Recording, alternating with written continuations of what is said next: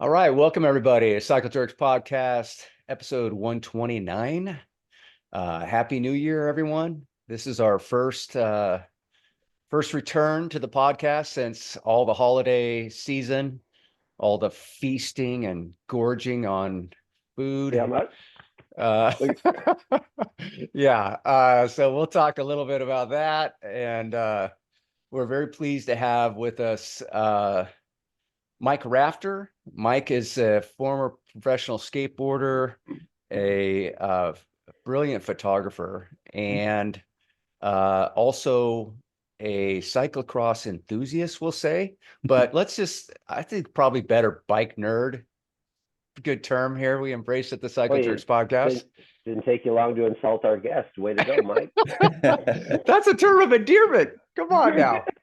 Yeah, Uh, I'm really psyched to join you guys. I will probably be the person who's known the least about bikes that you will ever have on the show.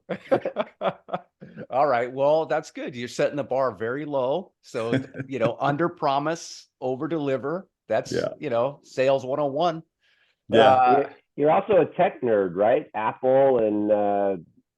Vimeo. I was at Apple for about a decade, and I've been working for Vimeo for almost 3 years, kind of in the streaming space, Okay. working with companies to help them get set up with streaming services. So, right. did you get into that Apple stock while you're over there? I did, but then I spent it all and bought a house. Hey, that's a win. Yeah. All right. Well, good stuff, man. So let's talk about, so Dave and I are just kind of getting back together too, because we really did take some time off during the holidays. And We needed um, some time. We needed time apart. yeah, this guy, man, if you had any idea. No, I'm just kidding. But let's talk about Christmas and everything. How'd your Christmas go? How'd the New Year's? Did you get wild, drunk?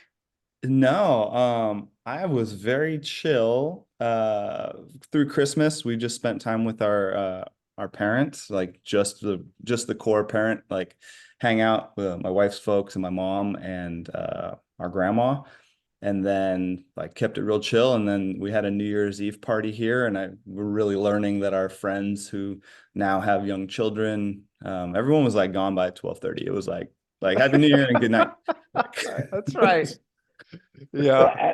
well, man, might I just say that by 12:30, I'm impressed because I watched the ball drop in New York at 9, and I'm in bed by 9:30. There you go. Right on it. Man. Oh, to be young, Mike. Yeah. Totally. Well, I don't drink, I just don't, it doesn't agree with me. But we Yeah. went bowling, Hmm. and so I was joking I was going to take a nap during the day. The bowling started at 10 p.m. I'm usually in bed by 10. But anyway, we ended up going bowling and I had 3 beers. Hmm. I was lit. You're crazy, man. You're Three light crazy. beers. Yeah. Three Yeah. PBRs. And Yeah. Mike has to get a designated But driver. same kind of thing though, Raptor. It was like the like 12:15, we get the announcement. It's like, hey, we're shutting down. I was like, I'm just getting rolling here with the bowling. I've got a nice little buzz. I'm bowling, and then yeah, it's time to shut it down. So I would it was have, man, I would have loved to stay up late and partied and like gotten lit. And it just like every year I lose less and less ability for it. And it's yeah, mostly just sleepy. Like it's not like I'm just sleepy. yeah, yeah, yeah. I don't know how it just worked out. Yeah, because usually there's no way I'm up at midnight. That's for sure. Yeah. But So I'm gonna be 49 in a few months here. yeah, Um, and that has me like kind of like checking. I have to continually like check like what are my capabilities now based on like what I've put myself through in the past and like how much pressure I've put on myself to like perform in different arenas. yeah, And like there are times where I'm like, why can't I just can't win anything. I can participate, but man, winning anything is just so out of reach. yeah, All right. Well, yeah, brace yourself, dude. Wait till you get to 60. yeah. Yeah, we got you got 40s. I'm 57. Okay. Dave's 63. So Uh-huh. Good yeah, we spread. got yeah. three different generations here. Maybe I've shared this story. I think I did, but just for perspective, Mike, Yeah. there's a group ride on Saturday that's called House of Pain around here, and it's just blazing fast. And there's a couple of guys that absolutely light it up. And one day, this guy comes up to me. He's one of the guys that lights it up, and he comes up to me and goes, "Hey, are you Dave Dalton?" I go, "Yeah." He goes, "Hey, nice to meet you." I go, who are you?" He goes, "I'm Cody." I'm like, "Oh, Cody, yeah." And I know he's one of the fast guys, right? He goes, "Yeah, I played football with your son in high school." So he's so he's half my age. I go, "Okay, I don't feel so bad." Yeah. Man. Yeah, it's hard. It's hard as you get older, but we hang on to those things. Now, not everybody as an athlete pushed themselves to the level that you did as a pro skater. I mean, watching some of that footage and everything, I was reading this little interview you did, and it said likes and dislikes. It said my left ankle was your dislike. I'm surprised that stuff's on the internet. Like, that's a really old one. That's like 30-year-old interview. Is that right? Yeah, I remember that. Well, I mean, your footage was from what, 99 to 2001? Is that kind of the?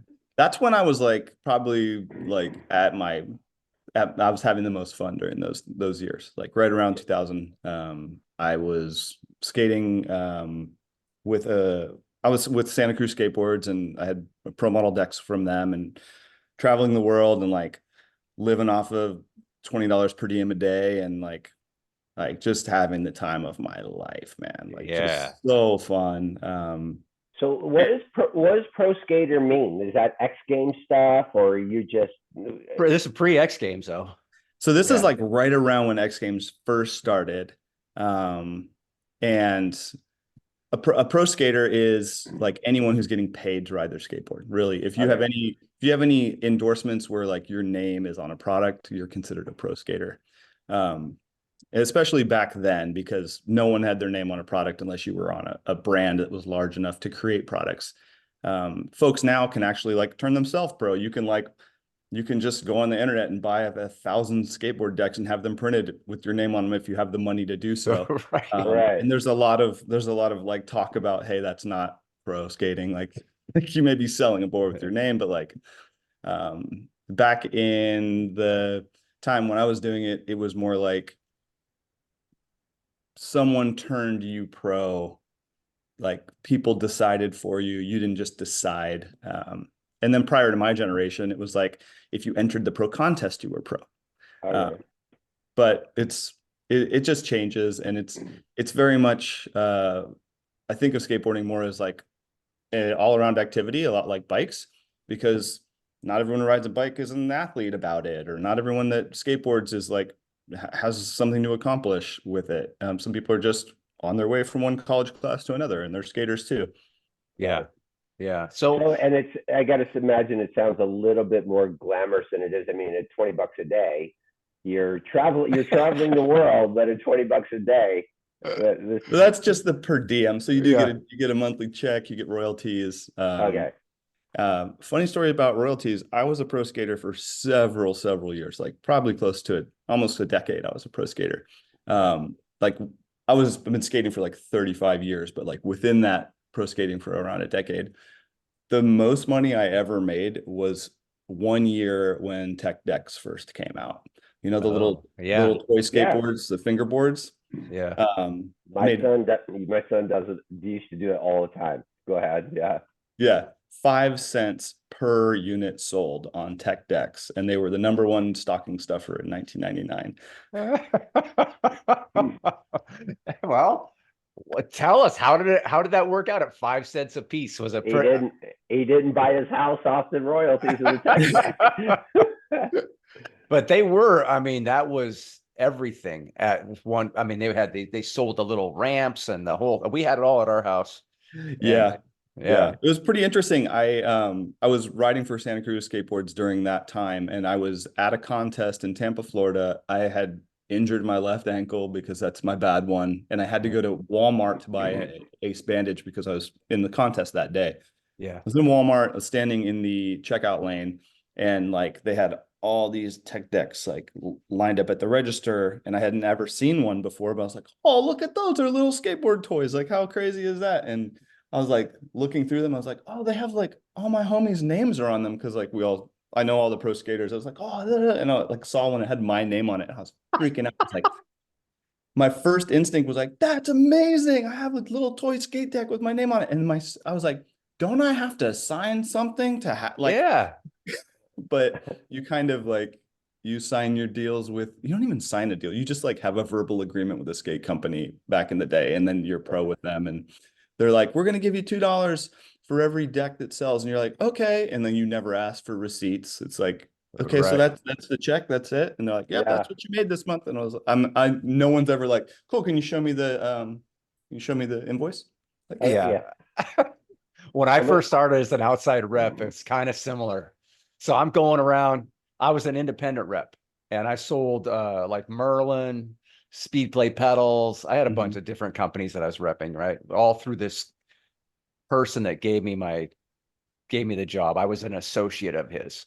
yeah, And so it was so convoluted. And I'm going out, I'm selling stuff every day. I'm just like killing it, And a month goes by, no pay, and another month goes by, and I call him. I was like, hey, what? He goes, oh, well, you get paid when the invoice gets paid.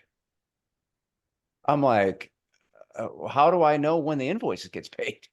And right. he's like, well, the companies keep record of this stuff, and so they'll send us, and it's like, so I'm 2 months in with no, anyway, I worked there for about 6 months, got a company job, and put about $8,000 of debt on my credit card in the process Wow. just to become a rep. Wow.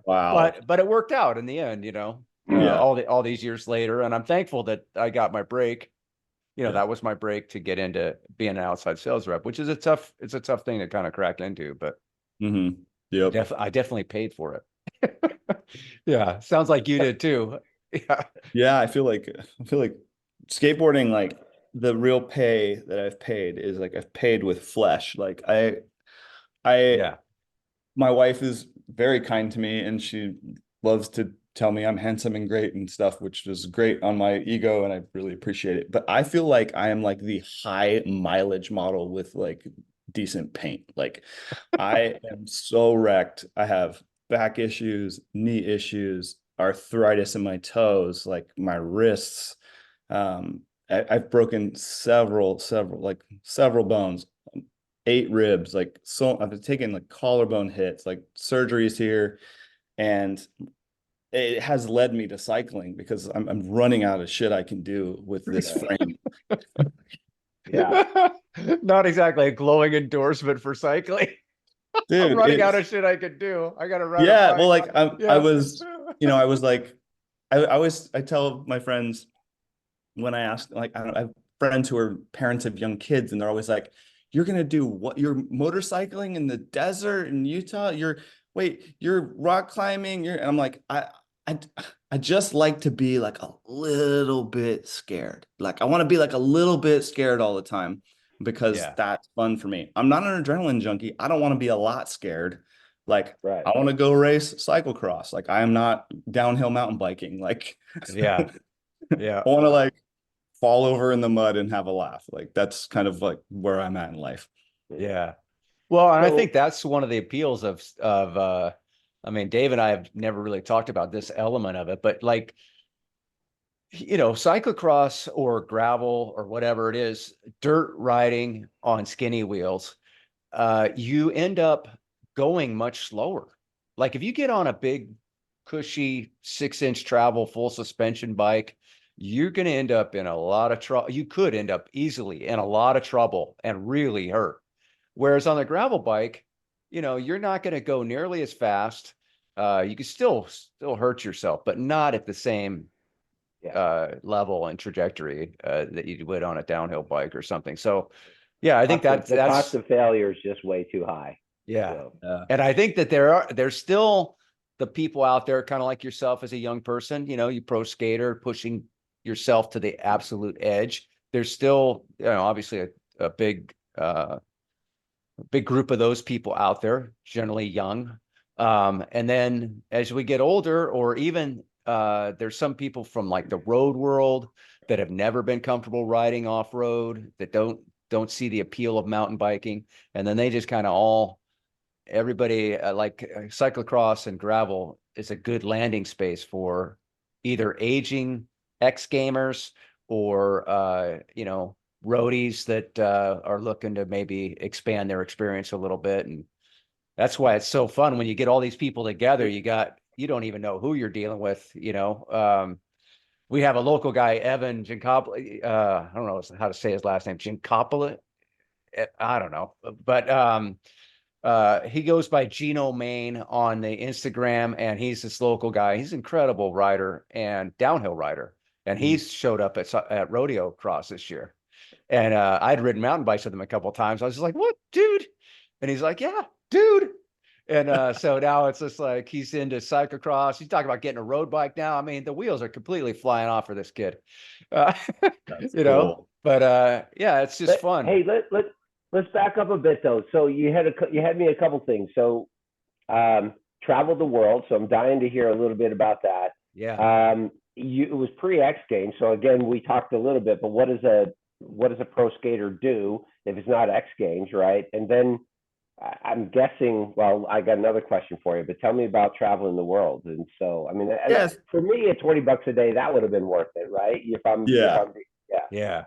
Yeah. So during my, the decade that I spent really, really doing that full time, I was probably making like $1,800 a month on my like pro skater royalties. And then when you're on tour, like anytime you're traveling with the team and a team manager and you're doing demonstrations at skate parks or parking lots or in front of the skate shop with nothing, Right. you're getting $20 a day just to be fed, right? Like, well, they literally like hand you $20 and they're like, hey, in the morning you get $20. If you spend it all on breakfast, like you're on That's your your own. problem. Yeah. Right. Yeah, so that's Yeah. kind of how they handle getting you fed. Um, but we were able to like opt in to different road trips that were happening with the team. So like places I went that were far away. I went to Santiago, Chile. I've been to Japan a couple of times. We Awesome. did annual trips into Canada. We traveled to Spain just to skate. There's a lot of stuff in Spain to skate. It's really architectural marvels there. Yeah. But like you're asking, like, what do you do there? Like, if it's not the X Games, what is pro skating? The majority of skateboarders and fans of skateboarding want to see street skateboarding. So stuff that you could do in a schoolyard, skating on picnic benches, jumping down stairs, jumping on handrails, and like kind of navigating the environment that you might encounter getting from point A to point B, who can do it the most creatively. And some skaters are really, really known for the difficulty of their tricks. Some are known for how fluid they look doing what they're doing. So like say, the one I always kind of like equate it to is like basketball players. Like if you watch any basketball, you'll notice right away that like some people can make a lot of shots and they're ugly. Those are still pro basketball players that are worth a lot to have on the team. Then there's people who just look so good playing basketball. Like Allen Iverson looks so good doing what he does. Michael Jordan looks so good doing what he does. Yeah. Kobe Bryant, so fluid doing what he does. So there are reasons to be a fan of a lot of different folks on skateboards. Right. Right. Yeah. Okay. Well, What and category were you in? Some people liked the way I looked doing things. I didn't have like an enormous long laundry list of like difficult tricks that I could do or put together. But I liked to get all of my tricks really high off the ground. So like, they would say I have pop. Like it was like one of the things like, oh, you have a lot of pop. Like you can really get up in the air. And I loved that. And I would often just concentrate on doing simple tricks really, really well. But I was just copying my favorite guys. Yeah. yeah, yeah. Well, and I grew up with Thrasher magazine. I'm a BMX kid, grew up riding BMX, racing BMX, and then got into freestyle, what they called it then, but flatland and ramp riding and stuff. And we had a ramp here in Livermore, the chicken ramp. I don't know. Did you ever hear Oh, about I've heard this? of that. Yeah, I heard Yeah. of that. Yeah. It was at my friend Wayne's house, and it was this massive half pipe. I mean, and there was like this whole weird vibe with bikes and skateboards and, no bikes on the ramp, that kind of thing. But they let me ride the ramp, but it had 4 feet of vert. Yeah, So okay. I have seen photos of that. That's yeah, it's I crazy. would I would launch out of that thing, but on a bike, that's just too much vert. Or maybe there's ramp riders now that can ride that. I don't know. But back then, for me, it would just throw me Put you on the to the flat. middle. Yeah. And so I was landing flat. I remember I broke my crank one time, landed flat, hit my head on my crossbar or the handlebar. Yeah. It's just like total. It would just was. I appreciated that they let me ride it. But anyway, Yeah, well, I don't want to put too fine a point of it, but like yeah, most skaters do not want BMXers at the skate park, and they don't want to get hit with they're not like we can't hear bikes. Like bikes right. are travel to the skate park silently, and Yeah, as skaters, we're listening as we're going through the skate park. We're really listening for who's nearby and how not to crash into each other. The other thing is when you crash into a bike, you're getting damage. Like you oh crash yeah, into a person, you might get a big hug. But when you crash into a bike, like you're getting damage. yeah, The exception to the rule, as you said, they let you ride the ramp. yes, If you're good at something, skater's gonna let you do it. Skater's gonna go, oh, like, oh, you're a rollerblader, like, oh, you're really doing something on that. Like you ride a scooter, you're really doing something on it. Like, please, yeah, enjoy. Like, right. then there's like a respect and trust. Be like, oh, that guy's really good at cycling. He's not gonna crash into anybody. He's good at what he does. Well, and no one would ride the ramp when I would ride it. Hell no, they wouldn't. They would all stand up there and just be like on the deck. And they had a roll in, thankfully, because the drop in, I was no way I was dropping in 4 feet of vert, Yeah. on a bike. But anyway, at that ramp, they had contests and got me really into just being fans of skateboarding and vert and then street also. But to your point though about style versus technique, right? So Hosoi and Caballero, you Mhm. know, and then then you take somebody like Tony Hawk, right? Yeah, Tony exactly. Hawk had Good this example. incredible arsenal of tricks, and I mean, he was stylish in his own right, but like Christian Hosoi, for as an example, just had this flair about everything that he did. He could do something way less technical, but it was almost more impressive because he just looked so great doing it. So Exactly. It's like you're watching a show, you're watching someone who's like powerful and like has like is going to use the entire surface of the ramp rather than like this small section to do something super difficult. yeah. I'm a fan of all of it, really. Like, Oh, me too. Me yeah. too. Yeah, I'm a huge fan of Tony Hawk. And also I listen, I don't know if you ever saw this. There was an interview with him one time and he was talking about traveling and back in the day, and they would go like the Bones Brigade, and they would do these road trips where they'd go to Texas, and they'd skate a ditch at Houston, and they'd see something that they'd never seen. That was just like some kid in Houston that could do this thing, and then they'd leave there, and then they'd go to Dallas, and then they'd see something that they'd never seen. Some other Yep. one kid could do this thing, and he's like, it was such a great education for us because it opened our eyes to all these different possibilities that for whatever reason in our group we just no one had ever seen something that way or decided to try something that way. And he says, but now with the internet, he's like, you got a 10-year-old in Japan that does, maybe he does it 1,000 times, but one time they catch it on video, Hmm. and then there's kids all over the world now can do that trick. Like, Yeah. even though the guy who created the trick, maybe he can't even do it anymore. He did it once.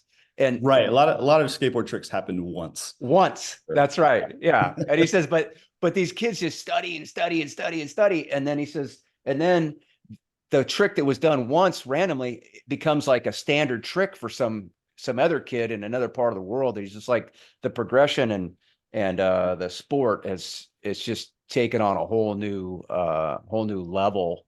Yeah, those guys were at a really opportune, interesting time in the beginning before there was a lot of like video happening, a lot of photography happening of it. Yeah. And the difference is like they got to pick those things up as they went. They weren't in an isolate like an ISO chamber where they could just work from their imagination. They were able to pick things up from all over the place. And I mean, that's just exactly what happens when you do an activity that you love with people who are better than you. And Dave, if you've been cycling long enough, you know about cycling, like you get better at these things when you ride with people who are faster than you, more technical than you, more people who know how to eat better than you, people who like Yeah. know how to Yeah. make plans Yeah. better than you. People who drink less than me. Yeah. Yeah. So I'm getting way behind, but like you go to your parents and you say I want to be a pro skater. I think like that would have gone over like a turd in a punch bowl in my house, right? So Yeah. Yeah. Yeah, and it wasn't popular. Skateboarding had a strange connotation with it that felt like, you know, punk rockers did it and wayward Right. kids did it. And right, yeah, I, I my mom was too busy like making ends meet to keep tabs on me 100% of the time. Like, okay, yeah, yeah, she was handling the family business, and family business was just like, is there food? Like, right, okay, Yeah. Yeah. yeah, Well, I mean, maybe now's a good time to talk about it, right? With yeah. your mom was handling the business. What was going on with your dad at that point? Yeah, so I wait, did literally, is there a family business or this no, I is, was just oh, joking that like the oh, business okay, the business was like, Making is the get, rent. right, is there a house, is there a home, yeah, like is there a yeah, house, is there food on the table? okay, got it, Um, yeah, yeah, my mom worked her ass off to the point of um, like to her detriment. She overworked and like you can cause yourself harm by like overworking. For Um, sure. yeah, my mom raised me pretty much alone. Um, we were from Pennsylvania. It's very cold in the winter.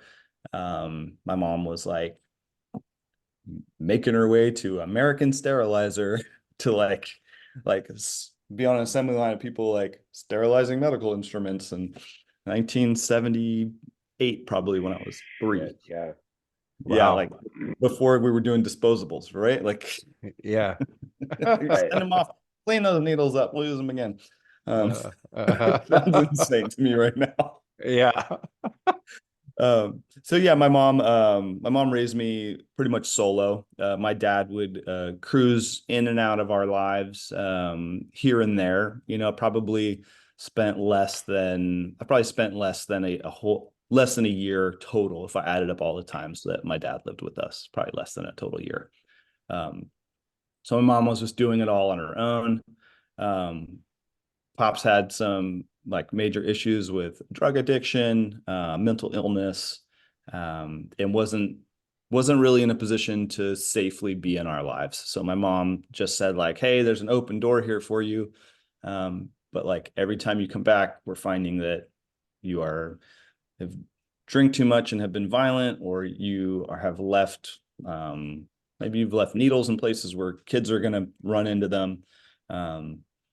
And he wasn't in a place to like be a father figure, so he Yeah. didn't end up being in our lives. And I think the last time I talked to him was probably when I was around 14 over the phone. He would call me on my birthday, which I shared with him. We were both born on April 11th.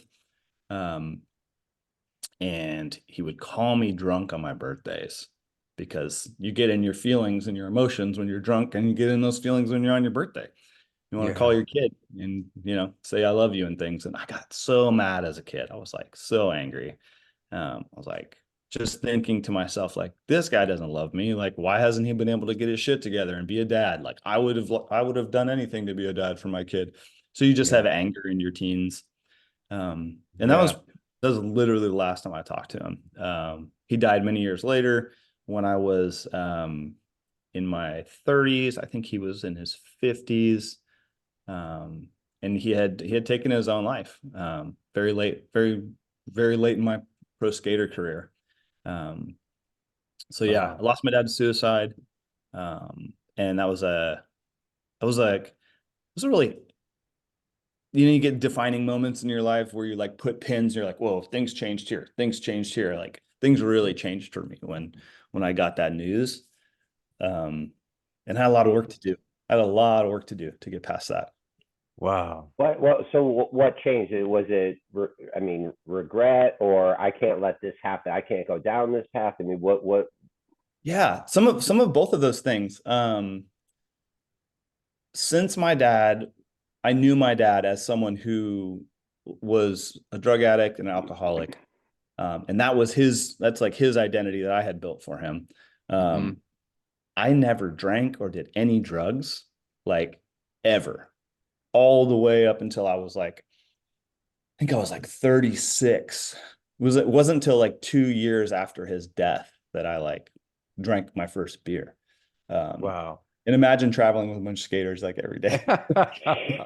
Yeah. That's really impressive, you know. Yeah, Wow. That never smoked any weed, like never right. tried any drugs. I had this little bit of a fear that I might become him if I had a little bit of anything. I was like, I Yeah. might have addiction because my father had addiction. Yeah. Um, so I always said no to everything. But And there it's was interesting. You mentioned it before. Like, you just shattered my stereotype of what I think a skater is. Like, that's what you do, right? And Right. I mean, it's terrible, but yeah, there's a perception that it was there is. okay. Yeah. There is also straight edge.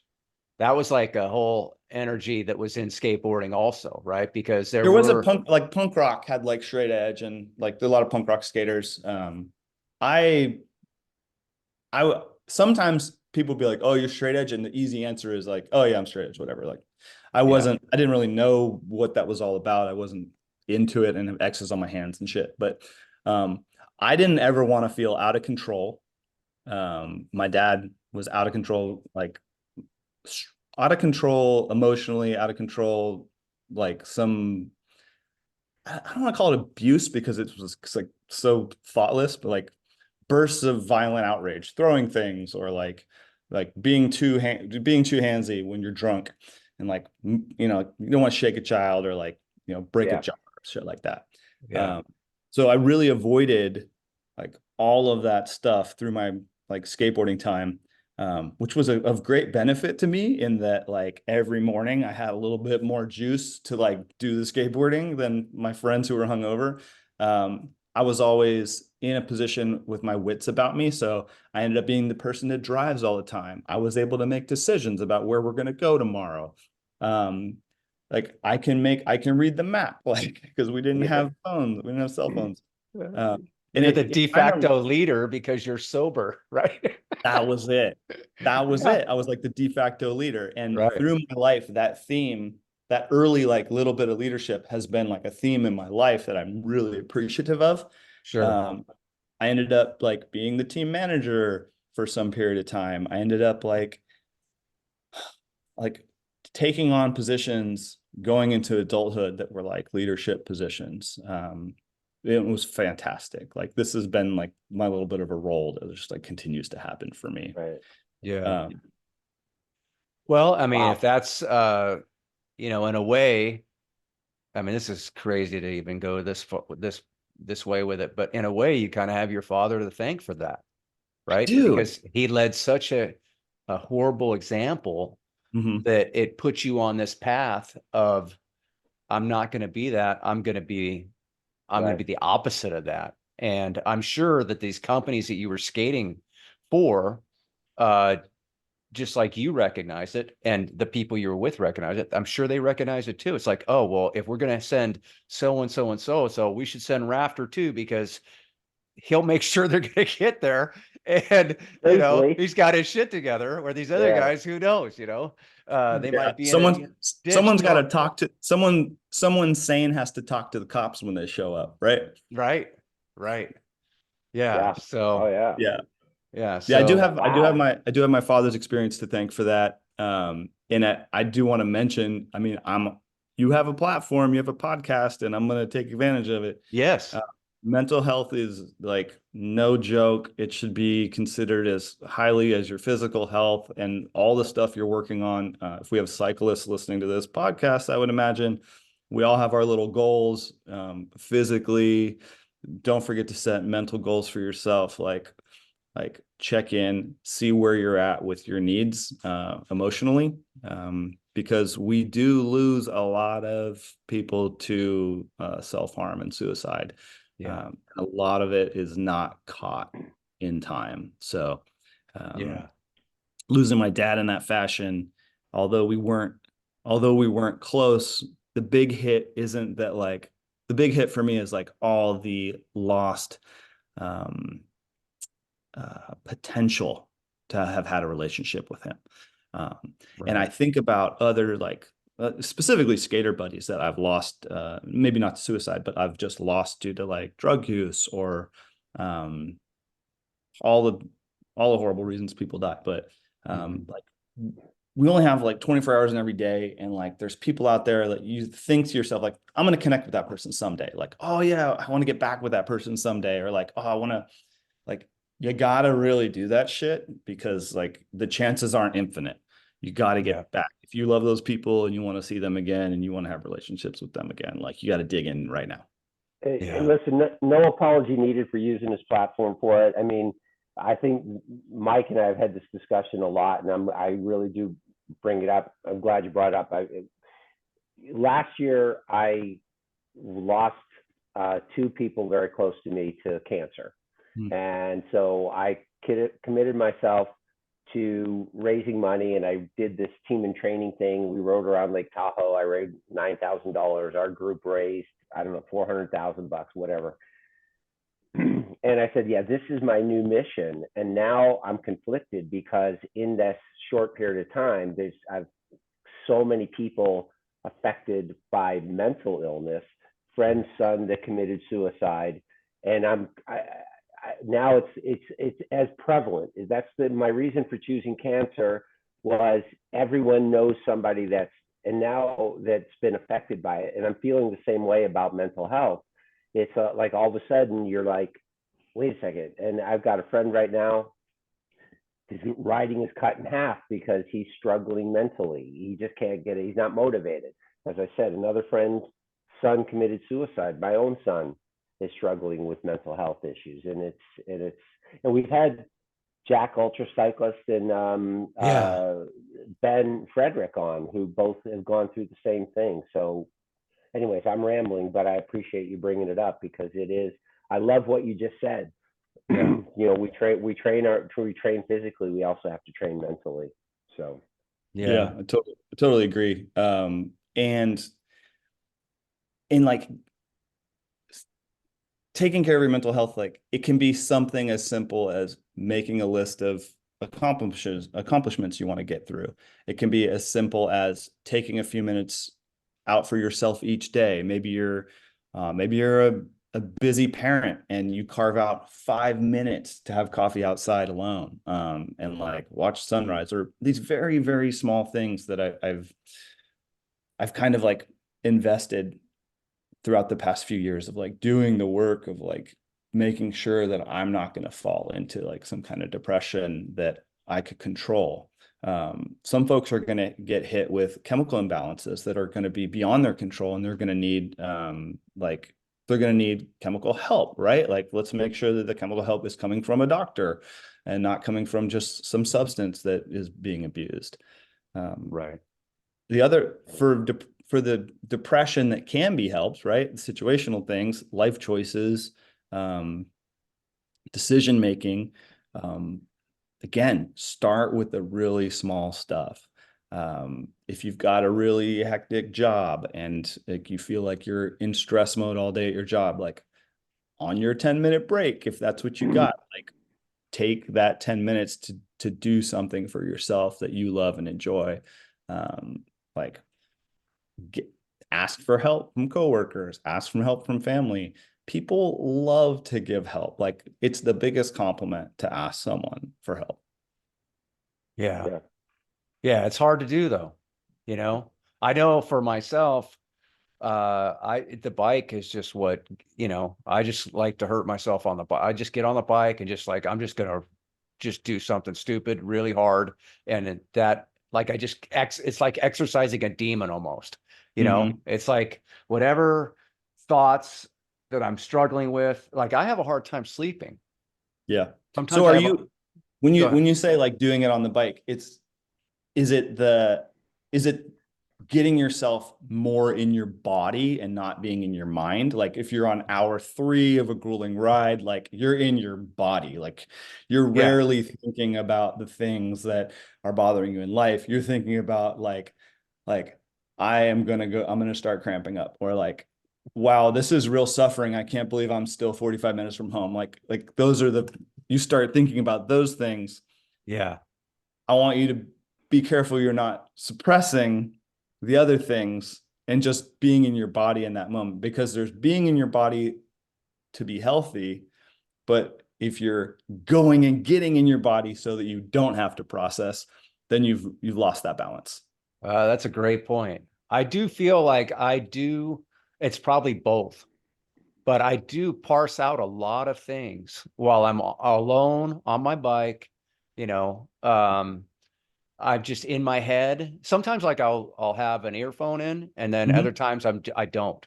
And but it is interesting, even if I'm listening to a podcast or I'm listening to music or whatever, your mind still can work on this other stuff too. The Um, background processing. Yes, background processing. I never thought about it like that. But so there are times with or without earphone. I do feel like it is both things. I get in the physical part of it, but then there's also just that alone time where you're just, just thinking about all these things. And I've been doing I've been talking about this a little bit lately, but I've been studying the Stoic philosophy. Hmm.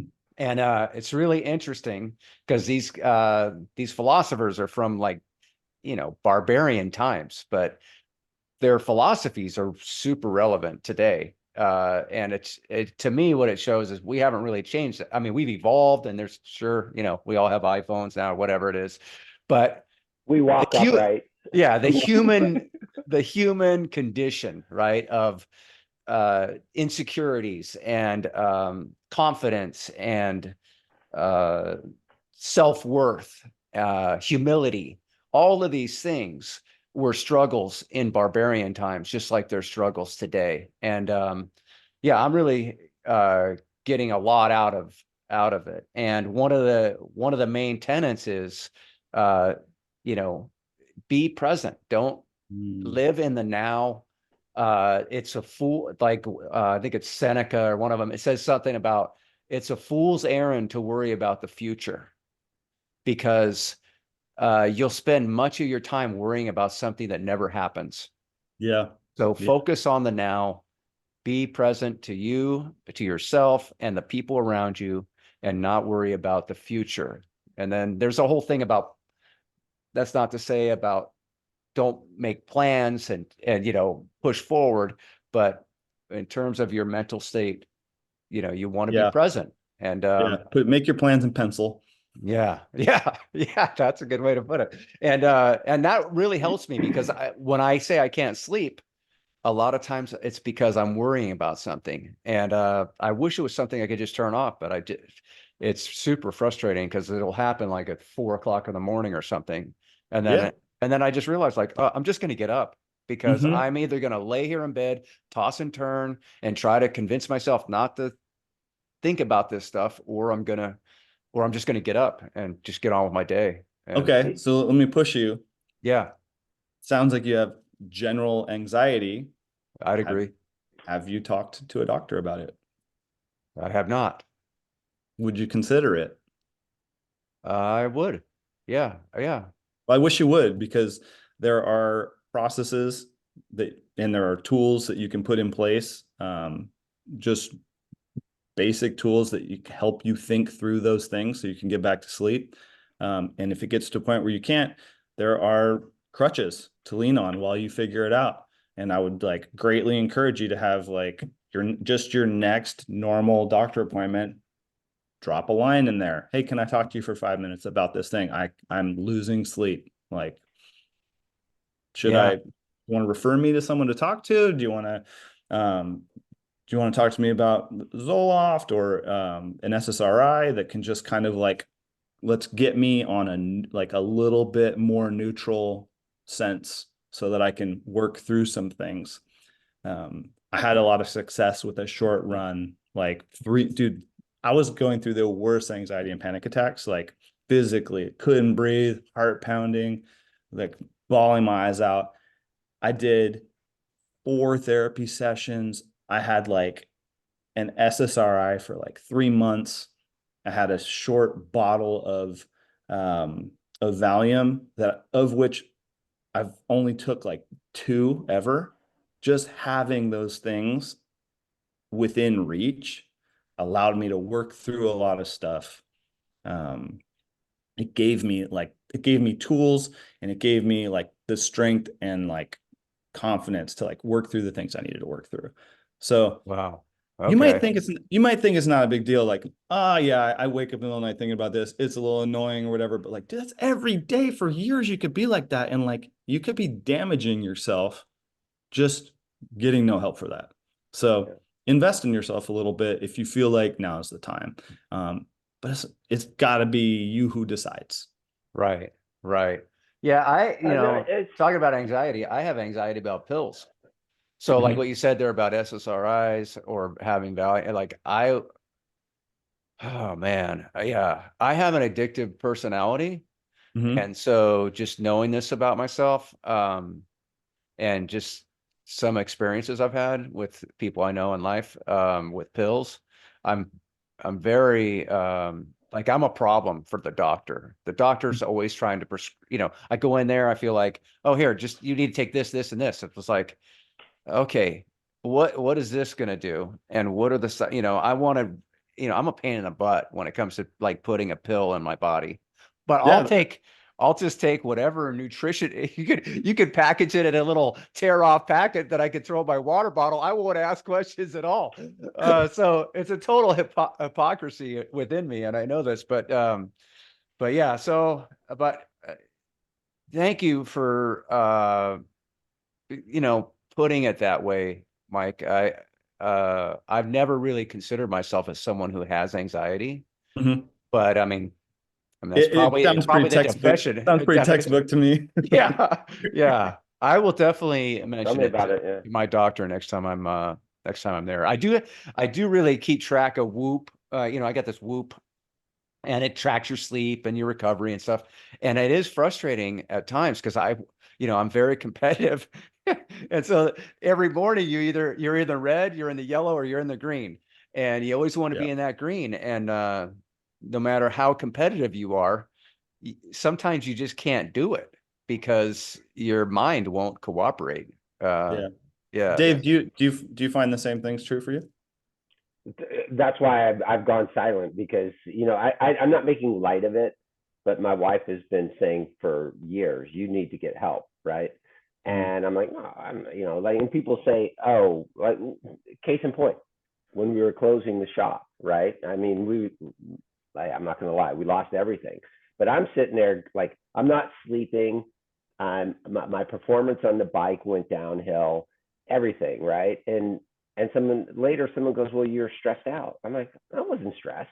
Like I didn't, you don't think you're stressed. It's not like I think of stress. I think of somebody that's like sitting there smoking cigarettes and pounding coffee and jittery Okay. and Hold as on. you said, Hold well, on. Diet Pepsi. Hold on. Diet Pepsi doesn't count. How many Diet Pepsis do you have right now? It's Four, 8:30 in the morning. He's on four, his four. fourth Diet Pepsi. but but you know what I mean. When I say stress, like the short temper and all that, the things that you saw in my dad, when he come home from work or something. But I was like, no, I wasn't stressed. And what do you mean I'm stressed is impacting the bike, right? And it does. But I got off track, but what thing that you guys were talking about before, I get on the bike and I don't think I process things, right? And but if I don't ride, I'm a miserable SOB, right? But I'm Yes. not processing it. I'm not necessarily processing the stuff. So I don't think I'm getting rid of the demons. I feel good in the moment, but I'm not necessarily getting rid of the demons. So let's talk about it. What's happening physically and chemically in your body when you're on the bike? Are you getting endorphins Oh that yeah. then last well after your ride, that are staying in your brain for 12 hours or so, still feeling good from your ride? You got the mental accomplishment of like, wow, like I was able to do for me at my age, I'm not like, oh, I'm like much faster now. I'm like, oh, I was able to do that at the same speed. I'm very excited. Yeah. Lost anything. Yeah. I But think that's it's so bad. I'm not enjoying. I'm riding because I want to, but I'm not getting the same rush out of it that I used to get. uh-huh. So, So uh, you're not carrying those Wow. super highs that you used to be yeah, able to carry. yeah. So Yeah. that's and that's tough. That's tough in itself, right? Because Yep. if I have to start talking myself into getting on the bike now, Yep. uh, and I don't think I'll ever stop. It's not that I don't want to do it, but like I would come home and bore Sue with stories of our rides and da da da. Now I'm like, all right, this 35 miles. Hopefully, we'll be home soon. You know, Oh, Yeah. jeez. So Dave, I I, had no I don't want to, idea. I know. I don't want to lose where I was going. So Yeah. you said that you're feeling better after these rides. I'm not a cycling psychologist. I'm just telling you what I've noticed. Yeah. Um, I come home, I'm high on endorphins. You have exercised a lot of the cortisol and stress that's in you, right? Like you've Yep. put anxiety and stress into, you've like transferred it into muscle, you've expended that same energy into your body pushing. Um, but those stresses, those cortisol levels, they're not just going away. They're Right. staying with you. And you may have to get past them, you may have to like talk it out with folks. You might Right. have to like really sit down and be vulnerable with whoever it is in your life that you trust, and find someone who can just listen and not necessarily have to find solutions for you. You may find that you have to relive the same topic over and over and over again into infinity so that you're in a state of like uh, I don't know, homeostasis, where like you're getting it out so that you can live, and then you get it out again so that you can live. And the hope is eventually that you're reaching an area where it's not the first thing that's in your mind all the time. And Mm. not all of us have a great trauma to get over, but like you said, closing a store, like I've had to close 2 skate shops that I've owned in my life. And like that is just like the biggest loser stamp I could put on my forehead. Like, dude, I couldn't even run a little skate shop. Like, Yeah. ugh, like that's a scar that I will carry, that only I see, like everyone else is like, dude, you used to have a skate shop. That's rad. And I was like, man, I blew 2 skate shops. Like, Yeah. Yeah. Yeah. Yeah, but the Yeah. reality is that running a skate, the way you put it, that running a little skate shop, very challenging, right? Whereas if you were slinging coffee, you could borderline suck at it and probably be successful because the audience is so huge for coffee. With right. skating, it's just a tiny niche and you're dealing with a lot of times these kids don't have much. So you're trying to, anyway, don't Yep. don't beat yourself up. That's what I'm saying. And same is true with Dave. And I hope, Dave, you don't beat yourself up about the bike shop because uh, bicycle retail is super hard. And we knew when you had that space that Yeah. the space was so expensive. I mean, Blackhawk has got to be one of the most expensive areas in the entire state of California, if for sure NorCal. And you had a nice space there right at the ideal location. A lot of things were great about it, but it's still Yeah. cost of doing business. But Yeah. I wonder, you make a good point, Mike. But I wonder, like Dave spends a lot of his time on group rides. He's always like in ambassador mode, I call it, you know, and like I'm not, I do a fair amount of that, but I also do a lot of solo stuff. And to me, like when I'm in ambassador mode, or if I'm just on a group ride and just having fun, chit chatting with people, I don't get the same out of it that I do when I'm by myself. Because when It I'm by could be my, it could be a totally different activity by yourself. Like oh yeah, for sure. mentally and physically. Like, oh, I'm gonna go to a group ride with my friends, or I'm gonna go meet new people. Like that is like a whole nother mind space than when you jump on your own. Yeah. Yeah. Yeah. And I think the reason I gravitate towards these solo, well, a couple of reasons. The last couple of years, I got really into climbing. I've just been climbing like a maniac, but, and not many people want to do that. So that, but also I get a lot out of it. I feel like, just mentally. And Mhm. I'm kind of yeah, I'm kind of like, I don't know how to describe it. I guess like a little OCD, Mhm. and, and I live in a house with my wife, who's not at all, and my two kids, my two young adults, and they're not at all. And so dealing with that, I don't know, it just puts a lot of weird energy on me. Mhm. And I can just kind of flush it all out. And then that combined with the stoic, like, why am I worrying about this shit? It's really not that important. Yeah. Um, so yeah, but maybe that would help, Dave. Try some solos. Yeah.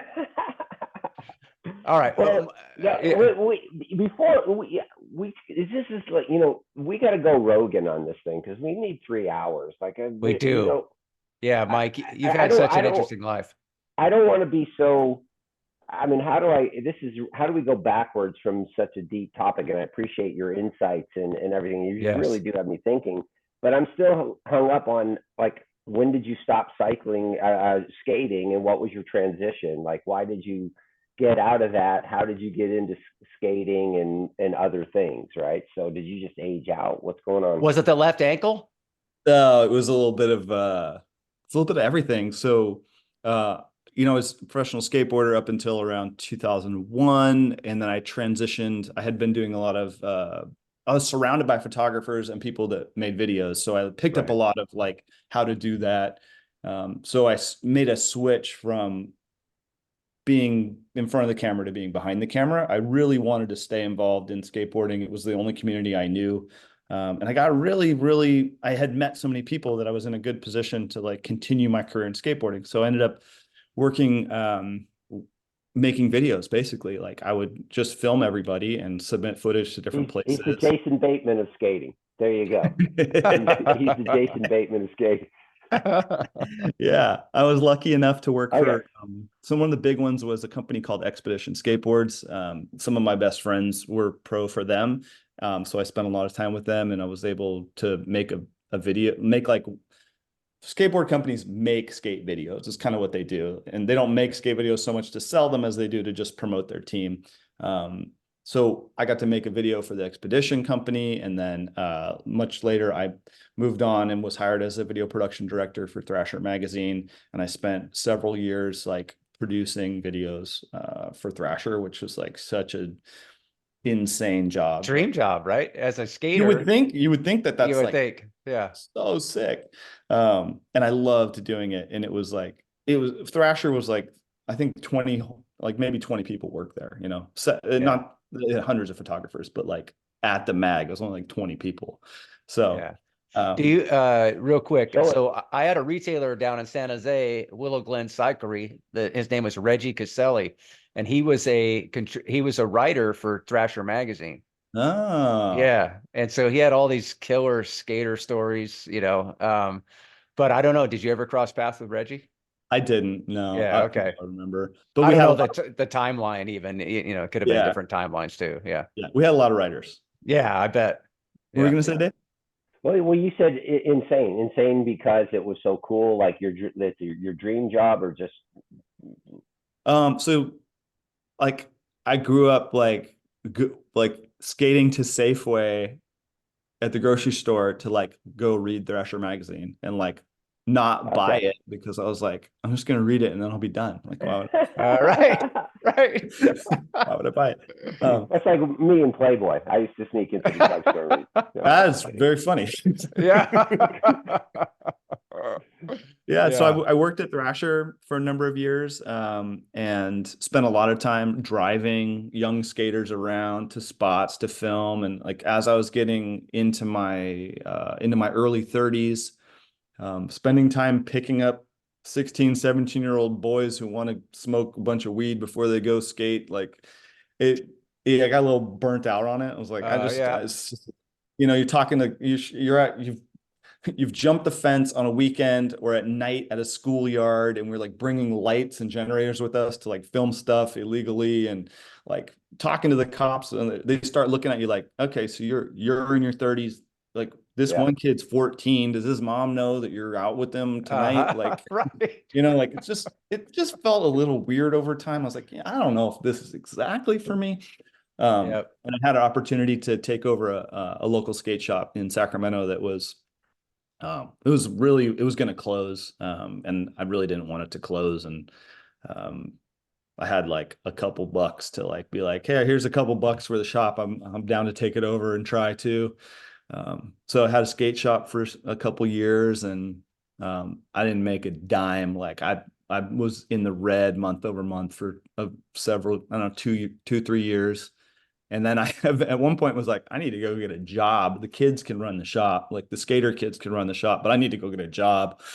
So Yeah. like, yeah, had to go get a full-time job to keep my skate shop open. Well, the skate shop Yeah. is a passion business, much like the bike shop, That's true. there are definitely successful examples Yeah. out there, but they are the exception, not the So rule. cool thing I want to mention, since we have friends in common, and Yeah. I don't really know what you do, but I think you work for Giant. Yes, I do. I'm Okay, outside cool. sales rep. Okay, so Yeah.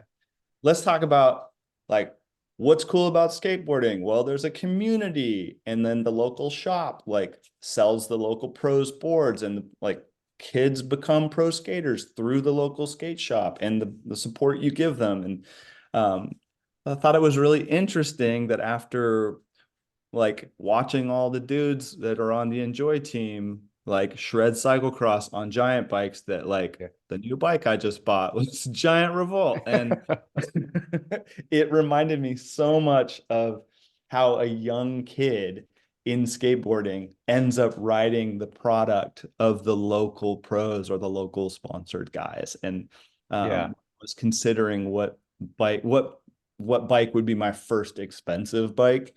I really just watched the locals killing it and was like, Yeah. I gotta have what those guys have. And I would think that my brain would be past that, but Uh, it's not. yeah. You're like, dude, the local guys are so cool. Like Yeah. it really worked. So Well, my first expensive carbon bike is the China Revolt. that is awesome.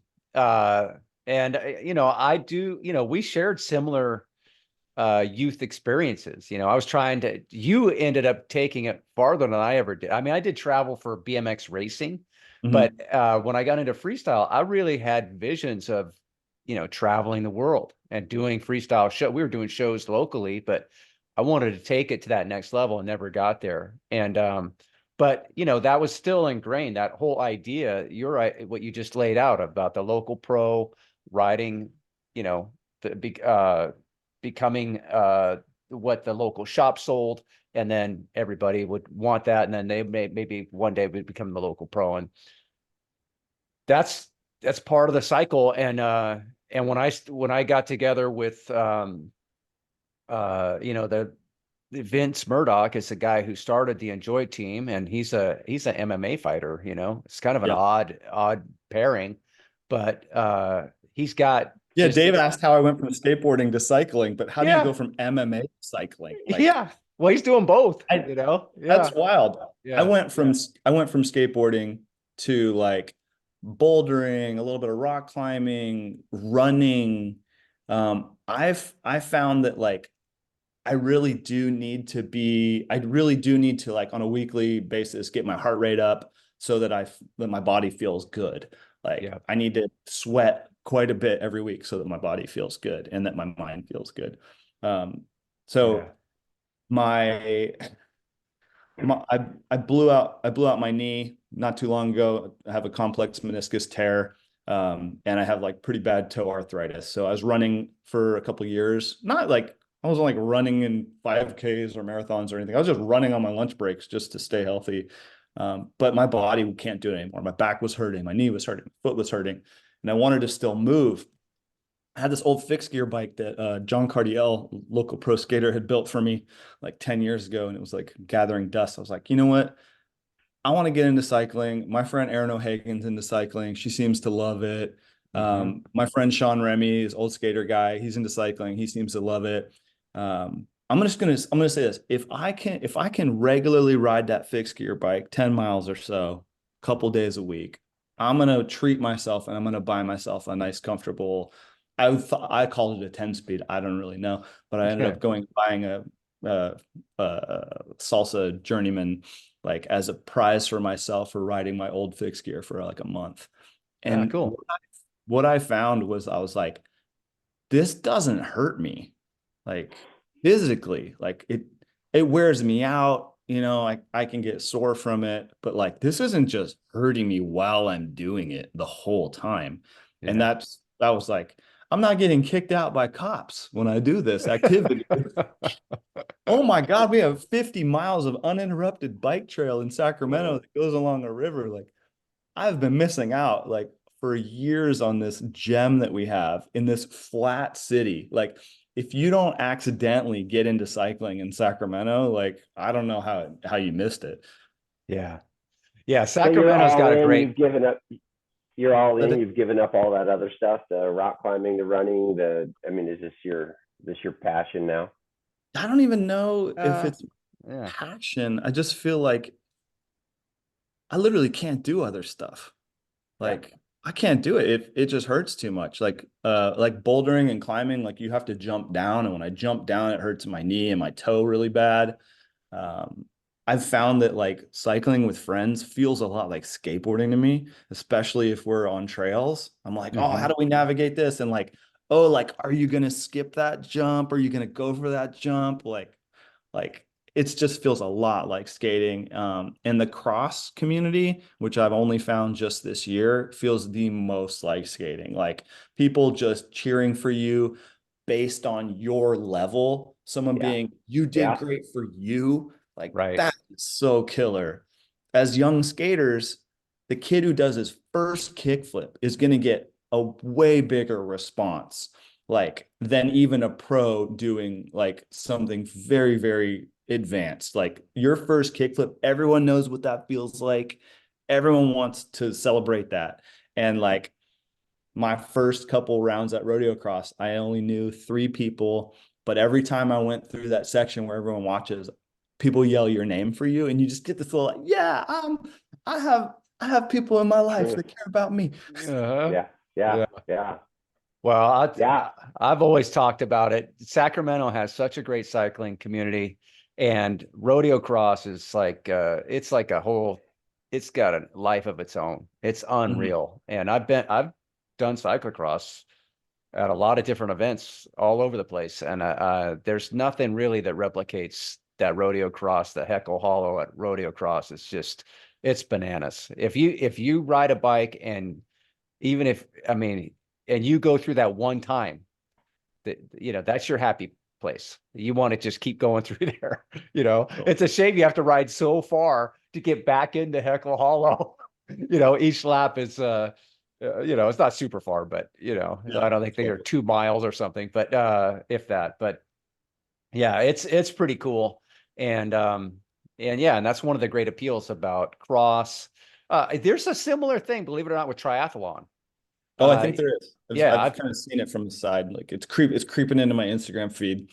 Yeah, I've been to a few events where like I'm not a swimmer, and running hurts me physically, kind of like you. I got some BMX injuries, but I've been to these events, and you see like the people who win the event will stick around for the last, though I did one in Alameda where the pros were like the biggest cheerleaders at the end for you know, this person that was not an athlete That that is that finishing. is You know, that it's sounds so cool. beautiful to me. Oh, it was Um, awesome.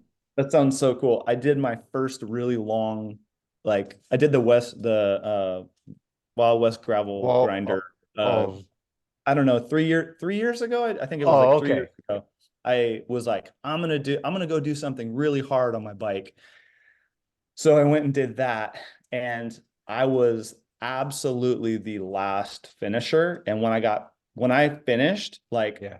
the food was gone, everything was packed up, the tents were gone, the parking lot was empty. I was like literally so late returning that I guess I got lucky, and Aaron O'Hagan was just there hanging out, and I was able to get like a single high five for completing it. And I was like, shit, like I'm so glad I finished, but like if I ever do this again, I want to significantly I want there to be a hamburger at the end. Like, Yeah, right.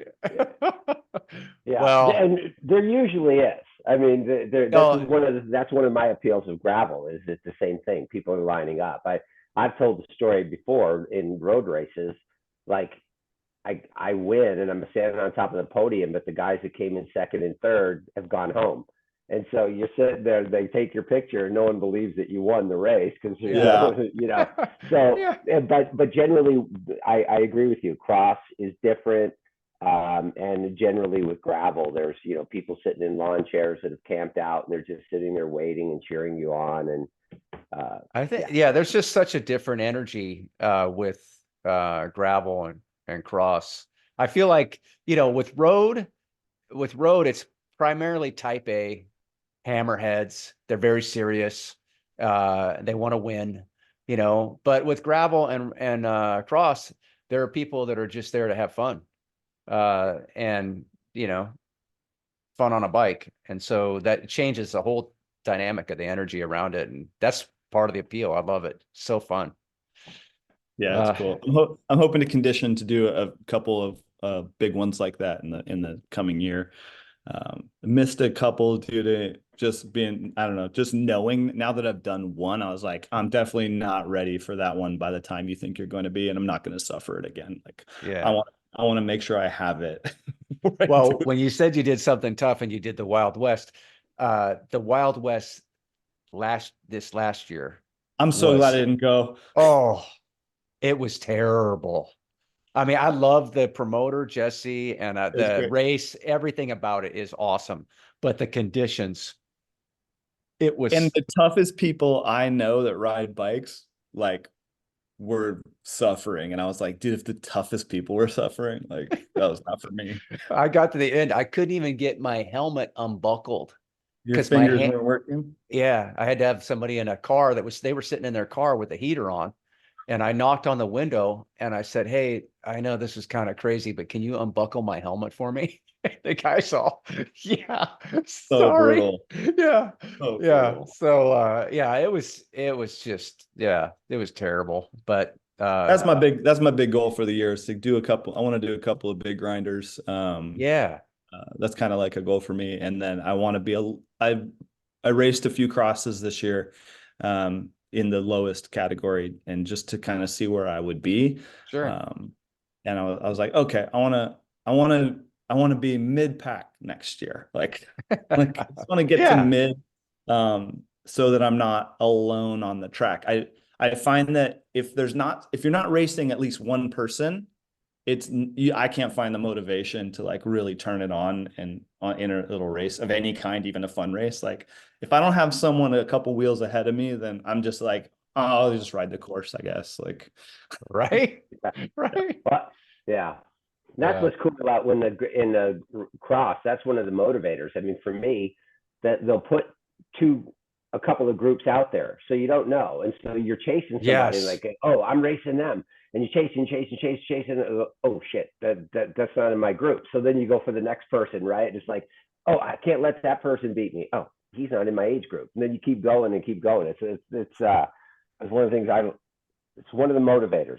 That's one yeah, of the reasons it makes it easier to suffer. You it's sound like pretty a fun. sociopath there, Dave. Yeah, It's pretty fun. we're back to that point about Sue saying I need help because I get Yeah, busy. but I can relate because I do the exact same thing. I think there's a Yeah, lot of people that do that, on the yeah, course. It's just like you're picking one off after another. You need that, yeah, yeah, constant. And if somebody passes you, oh man, you I know, suck. yeah. Well, I here's one of my favorite memories from last year is I was at rodeo cross and I thought I was doing really well during my race and I was like, oh, I'm feeling good, like I feel fast. And then the Enjoy boys they were just wanted to steal a warm-up lap and they blasted me in a pack of like 8, like vroom, vroom, vroom, vroom, vroom. And I was like, Oh, geez. oh shit, why am I here? Should I be handing out yeah, beers? yeah, yeah. There goes Well, my podium. Yeah, there's a couple of those guys that are like, top level, Yeah, top level pro riders. So you yeah. shouldn't, don't beat yourself up, Yeah. Yeah. Yeah. I'd love to get out with those dudes and take some photos sometime this year too. I think Yeah. that I could grab my e-bike and maybe like roll with those dudes on the e-bike Uh, maybe. yeah. I'm sure they would love it. They're really big on social media and Yeah. putting out a lot of content. And yeah, your photos are yeah. amazing too. I mean, if anybody out there that wants to look at some really nice high quality photography, your Instagram page is Thanks. fantastic. And we talked about something very tough with your family, but you also have something pretty cool that just happened in your personal life in September. You got married. Yeah, I did get married. Yes. And Yeah. I think you've done a beautiful job. I don't know, just highlighting your wife, and you've taken some beautiful pictures of her and She's amazing. some of the things that you say and everything. It's really really neat the way that you Yeah. kind of shined a light on her Yeah. and your relationship. So well done on that side. I'm sure Thank she you. appreciates it. Yeah. Yeah, it's been great. Maybe just a good way to wrap up, like some final thoughts. Yeah. Like you can suffer in life and you can even be in your suffering and you can still manage major successes. And you can still have space for like new activities. Um, and it's just, I just want to like tell folks who are not having the time of their lives right now that like find a moment in your day that isn't like those others that you can like stare at to follow. Find the small lights, like where you can find them, and then build on them. Um, because it's totally possible to like drag yourself out. And with help, it's even easier. So like get an ear, like definitely get an ear if you're in a spot where you're feeling like you're struggling. Yeah. Yeah, I know that's great advice. And it is pretty unusual, right? Someone your age finding love, and getting married, Yeah. and uh, you look at the arc of your life and all the things that you've gone through, and then to uh, start this new chapter at your age with all your experience. Yeah, it's really cool. Yeah. I appreciate it. Yeah. Thanks so much for having me on, guys. It was good to meet you, Dave. Yeah, awesome to meet you. This is hmm, yeah, got me thinking. I hope I Yeah. did get you thinking. It's one of the reasons Yeah, I wanted to come on. yeah, Yeah. no bullshit. I'm like, yeah, Yeah. Yeah. Well, if either of you ever want to follow up on like things that are bugging you or just like you want to celebrate something too, because those people that are your ear should not be your ear for only like things that you need help with. Um, the people who love to help you would also love to hear the good times. So Yeah. keep Oh, that Yeah. I practice thought you going. were going to say call me later, but okay, I'll find somebody else. Hey, right here, buddy. You can call Yeah. Your me trusted, anytime. yeah, find your Yeah. trusted people. Yeah, Yeah. that's what we need is one psycho calling another psycho. That'll get Yeah. us far. Yeah. And Dave knows if he calls me, I'm just gonna talk crazy shit at him anyway. Yeah, So yeah, I yeah, don't, Yeah. no, that's not true. That's not yeah. true. Yeah, I'd be All right. happy. Yeah, it's great advice, Mike, and it means a lot coming from you with all that you've been through and your experience. So Yeah. we could take that to But heart, and I'm And sure a lot of our listeners will as well. yeah, happy yeah, to share. and Yeah. definitely keep pedaling, Mike. You're gonna love it. You're gonna love the gravel grinders. You're gonna love the cross. Just keep pedaling. So I didn't think I would love being new to something like this. I'm super new to cycling. Like I would say that 2 years ago, I was riding a bike. Last year, I kind of started cycling. Um, it's just, right, it's creeping into my life. yeah. Well, Dave just posted something that speaks to this exactly at the new year. It says, be brave enough to suck at something new. I love that. Yeah. I So, love that. Yeah, that's I posted that because I've yeah, I've been having this fear of failure. And it's like, no, I don't want to go on these rides anymore because I don't think I'm as good as I used to be. And it's just this spiral that's going down, and it's making it worse and worse. And now it's just like, you know what? Just go out and suck for a while. You're gonna get better, right? And it's just so that's well, why I posted that actually. that's the problem with data. You know, I feel like Dave really beats himself up about data, Yeah. and like uh always looking at, Strava. We all love Strava. It's a great tool and a motivator and social, there's a lot of elements to it. But one of the things that can be tough is if you are that type A and you see like, oh man, I did this same loop 3 minutes faster, 6 years ago. Yeah. What's the matter with me? It's like, yeah, there's so many variables, I the know, wind and your nutrition, your sleep, your stress, everything, but that becomes like the benchmark, and yeah, man, don't beat Well, yourself up, man. Just have fun. keep doing it. Yeah. we Or should do let something Mike. totally new. Just do Yeah, something totally new if you need that too. Yeah. All right, Mike. Well, listen, we kept you a long time here. Geez, hour and a half. That might It's be a all new good, record man. for us. Yeah, I got Yeah. 2 minutes. I'll be at work. Oh, are you serious? Yeah. All right. Well, sorry. We I, yeah, blew I out would your morning. I would be too, but I don't have a job, so. Congrats. Yeah, I know, right? Oh no no Congrats. no no no no no! This is not good. Yeah. So Yeah. All right. Well, we're all gonna right, wrap it peace. up. We'll wrap it up, everybody. If you like what we're Thank doing you. here, yeah, Mike. Yeah, it's Thank been you. great having you, and appreciate all the insights. And See you let out me there. just, yeah, let me just wrap it up with if you like what if you like what we're doing here at Cycle Jerks, you can subscribe at cyclejerkspodcast.buzzsprout.com. Hit the subscribe button. That helps us out. And or whatever platform you're listening to us on, please leave us a good review or constructive feedback. We take that too. So yeah, but thanks so much to our guest, Mike, and all of you out there. Appreciate you. Thanks for Appreciate having me, you too, guys. Dave. See you guys. Yeah. Yeah. All right. Thanks so See you much. guys. Have a Bye-bye. good day. Bye. All right. Nice. All right. I really do have to bail. Yeah. Yeah. All right, Mike. Thanks so much.